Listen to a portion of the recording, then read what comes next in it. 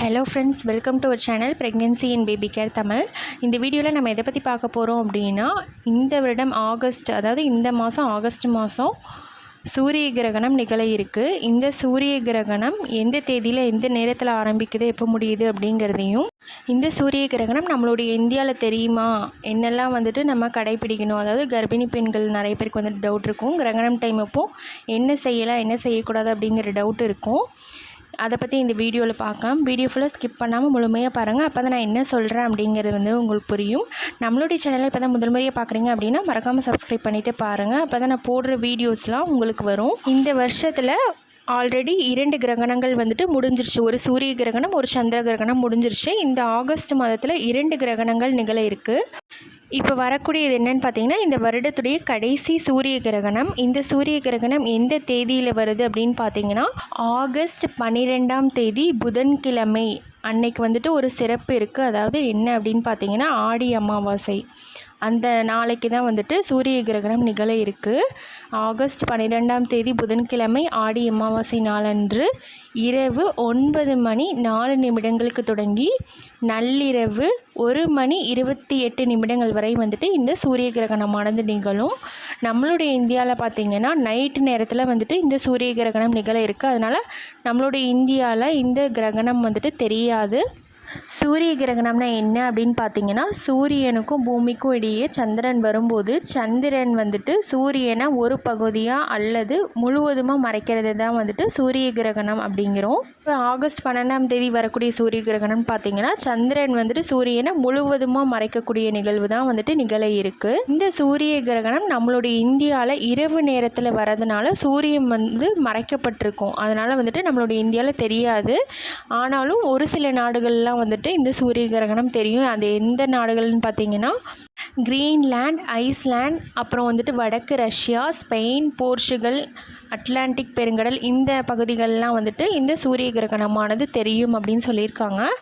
இந்தியாவில் தெரியல அப்படின்னாலும் நாசா மற்றும் ஐரோப்பிய விண்வெளி நிறுவனம் இந்த சூரிய கிரகணத்தை நேரடியாக ஒளிபரப்ப இருக்காங்க. ஸோ இந்த கிரகணம் இந்தியாவில் தெரியாது. அதனால் கர்ப்பிணி பெண்கள் யாரும் பயப்பட வேண்டாம்.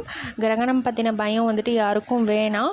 ஒரு சில பேர் கிரகணம் டைமில் ஃபாலோ பண்ண நினைப்பீங்க. அதாவது நம்மளுடைய முன்னோர்கள்லாம் சொல்லியிருப்பாங்க, கிரகணம் டைமில் இதெல்லாம் செய்யக்கூடாது அப்படின்னு சொல்லியிருப்பாங்க. நம்மளுடைய இந்தியாவில் தெரியல, இருந்தாலும் ஒரு சில பேர் அதை ஃபாலோ பண்ணுவீங்க. அது என்னென்ன அப்படின்னா, கர்ப்பிணி பெண்கள் கிரகணம் டைம் அப்போது வெளியே போகிறத அவாய்ட் பண்ணிக்கோங்க. இரவு நேரத்தில் வரதுனால யாரும் அந்த டைமிங்கில் மோஸ்ட்டாக வெளியே போக மாட்டீங்க. இருந்தாலும் 9 மணிக்கு ஸ்டார்ட் ஆகுது கிரகணம். ஸோ வெளியே போகிறத அவாய்ட் பண்ணிக்கோங்க. ஏதாவது எமர்ஜென்சி அப்படின்னா நீங்கள் தாராளமாக போய்க்கலாம்.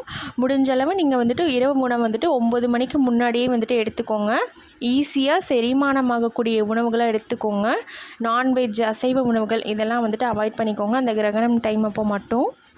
கிரகணம் நிகழும்போது நான் சொன்ன மாதிரி வெளியே போகிறத அவாய்ட் பண்ணிக்கோங்க. அப்புறம் இரவு உணவை முடிஞ்சளவு சீக்கிரமாக முடிச்சிருங்க. ஈஸியாக செரிமானமாகக்கூடிய உணவுகளை எடுத்துக்கோங்க. ஏதாவது எமர்ஜென்சி சுச்சுவேஷன், டெலிவரி பெயின் அந்த மாதிரிலாம் வந்துச்சு அப்படின்னா, ஏதாவது இம்பார்ட்டன்ட் அப்படின்னா நீங்கள் தாராளமாக வெளியே போய்க்கலாம்.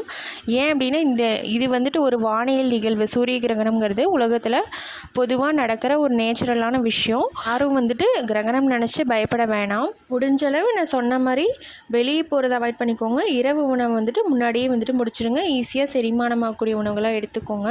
உங்களுடைய ஒர்க்கெல்லாம் முன்னாடியே முடிச்சு வச்சுருங்க. ஹெவியான ஒர்க்கெல்லாம் அந்த 9 மணிக்கு மேலே செய்ய வேணாம். முடிஞ்சளவு சீக்கிரமாக சாப்பிட்டு தூங்கிடுங்க. ஒரு சில பேர் சொல்லுவாங்க, கிரகணம் டைம் அப்போ சாப்பிடக்கூடாது, தூங்கக்கூடாது, தண்ணி குடிக்கக்கூடாது, இதெல்லாம் சொல்லுவாங்க. யாரும் சாப்பிடாமல் தண்ணி குடிக்காமல் தூங்காமலாம் இருக்காதீங்க.